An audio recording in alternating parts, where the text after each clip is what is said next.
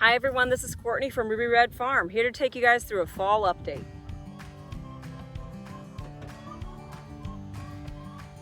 So it is early November here on our farm in East Central Indiana. We have a lot of different animal operations that we run throughout the year, but as we enter into winter, most of those kind of settle down.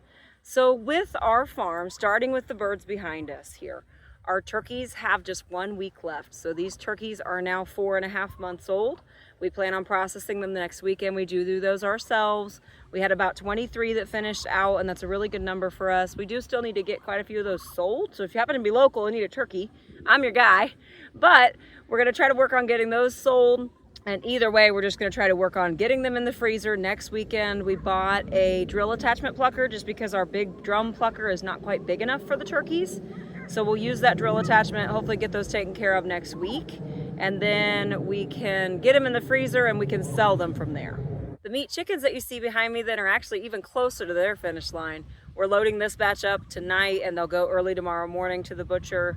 There are 100 birds behind me with the meat chickens. We have 100 more in the garage patiently waiting to come outside. We open up that netting just to give them a little bit more wiggle room here in their last couple of weeks. We'll bring the ones from the garage outside, and then we will very quickly be ending our meat bird season. We ended up being able to finish out about 550 meat birds this year, which is the most we've ever done. We sell those all locally just to individual customers, but really happy with the year we had with meat chickens. We were able to stock up too so that we'll have more available in the spring next year for our customers.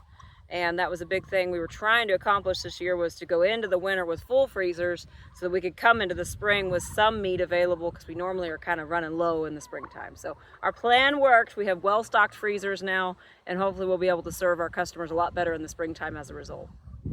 I'm gonna move to a different location because it never fails. As soon as I start filming, the wind picks up like 20 miles an hour. So I'm gonna find somewhere out of the wind and finish the rest of this video. There we go, that's a little bit better. The next animal to talk about then is our laying hens. So our laying hens we keep year round. It's the only animal that we do that with. We have roughly 250 laying hens right now of all different breeds, mostly production breeds, but we do take in birds for other people if somebody's moving and that kind of a thing. So we have a few hodgepodge birds in there too. Our laying hens are going through the end of their molt right now. And so that means that they have lost their feathers and they're working on getting their new feathers for winter. They've got more oil and more fluff to them. They're almost done with that, which means our production has finally started to improve. We were getting only about 4 or 5 dozen a day there for a little bit. We're finally back up to more like 7 or 8 dozen a day. We hope to see that come up to more like 10 to 12 dozen a day, as we do have quite a few new hens that are also starting to lay, finally. Getting some of those cute little eggs that have just perfect color to them. Those are the ones that are brand new. Really excited to start seeing those. And again, back up to about 7 or 8 dozen a day, which we have no problem selling and we stay sold out of, which just still blows my mind to this day. Hens overall though are really healthy. Our flock is doing really well right now. Another update when it comes to animals is that we no longer have our pigs. Our pigs are done for the season. We only keep them through the warm months. And so just last week we put our final pig in the freezer. Such a bittersweet thing. They're such nice animals, and they really are one that it's easy to get attached to if you're not careful. And so we're very careful to kind of keep our distance and not bond with the animals too much, but particularly those pigs because they're sweet. Our pigs then, we raised 8 hogs this year. We got 2 kind of midway, but we had 6 the whole time through and got 2 more at the end. We raised those up until they're about 300 pounds, and so they are all done now. We left that last one for us, and we processed it ourselves last week for feed our family. That'll be enough pork for our whole family for the year. There is a whole video on that if you want to kind of hang out and watch how we process a hog. We really enjoy cooking with pork, and so it's really nice to have that much poundage of meat to be able to put in the freezer that we were able to raise ourselves. It's pretty bittersweet, but at the same time, it really is a little bit of a relief because it's one less animal that we have to care for through the winter, and it's one less chore that we have to do during the day. So grateful for that big sacrifice. We really enjoy that pork the rest of the year. As for the garden, remember, was what really got us started on this homesteading journey. Our 3/4 acre garden is just about completely done. I would say about 98% done at this point. So we have just a handful of radishes. I have some sugar snap peas that are left, and really even those are going to be completely done here soon. It's the growing season's pretty much over here in Indiana. We will look into planting some very early crops next year when it comes to things like lettuce and cabbage and broccoli, particularly to try to make use of our greenhouse, because we do still have a greenhouse. We got to figure out how to use it here. But my problem is by midsummer, peak summer, July, August, when you're supposed to be planting those fall crops, I'm usually so inundated with other things going on, and this year it was no exception. I ended up coaching both my kids' soccer teams and decided to start a farmer's market this spring. So with all the time that was spent with that, and quite frankly just kind of being burnt out on the gardening side of things, didn't really do much of a fall garden this year, hoping though to get a jump start and get an early spring garden for next year. Indiana's a little finicky and the weather's pretty unpredictable, but we're gonna try. We're gonna try to figure out a way to grow even more next year if possible. Another update is our loft. So we have been working really hard on getting a loft put into our shop. This loft is really just to get our kiddos up there and have them have a place for themselves. Our home is a 200-year-old home and they have great bedrooms, but we really wanted them to have essentially a playroom. Now that they're older and a little more independent, we feel more comfortable with that. So we're working on getting this loft finished in our shop. This is something Brandon's been working on quite a bit for the last few months, and he is insulating it, and we are almost to the point where we can make it that theater room we had hoped.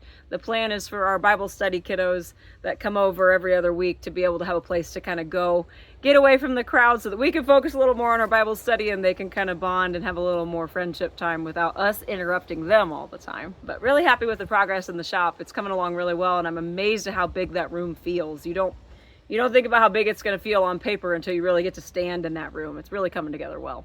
Another update is in our barn. So our old barn that's about 100 years old, you probably see it behind me here, we are working on restoring that a little bit on half. We ended up putting a loft back in one side because someone had taken it out over the years for some reason. We put that loft back in and are putting a lot of storage up top. And then underneath that, we're putting our brooder. So our barn is going to be chicken central next year. We are really hoping to put almost all of our chicks out into the barn and get them out of our garage. As you can imagine, it gets a little smelly and just a little bit of a burden to have them right there in the garage as you're walking through every day. We're really hoping by early next spring, we'll be able to move them all out there. We don't typically order any birds until about February or so because it gets so cold here in Indiana. So we're hoping that we can move all the chick operations out to our barn for next year. Hoping by next spring, I'll be giving you the update that that's up and running. And then eventually, if we ever do get meat rabbits, they would go out there as well. So he is totally renovating that whole section, getting a lot of the old rotten wood out, putting new wood in, and hopefully some insulation to really keep it warm for those birds. And then the last update for the fall is that our farmers market has come to a close for this year. We were so very grateful and so very blessed to have run this farmers market. We did a 5-month market from June through the end of October. And at the peak, we had about 15 to 18 vendors every week there during produce season. Most weeks we had about 10 to 12. Really, really pleased with how it turned out overall. Had some hiccups, had a lot of learning that happened for this year. Really looking into next year now at potentially, do we change locations? Do we change the time? Do we change, the parameters of how we let people in? But we had to get that first year under our belts to be able to make those decisions and make a good decision for what worked for our town. Really still planning on keeping it very food focused though for next year, and we still plan on running it next year. So looking forward to a season of rest here coming up where we can pause and make some lists and make some calls and really start kind of rethinking and planning for next year, but in a less frantic way. So that's our fall update, guys. We are so very grateful for such a bountiful year. We are very much rookie farmers. And again, we work outside of the home. So this is in a way a hobby, but it really means a lot to us. And we're trying to do it well and we're trying to grow every year. And I really think we did that this year. We're getting better and better. We're honing in on our processes. We're getting more efficient so that we can do more with the same amount of time.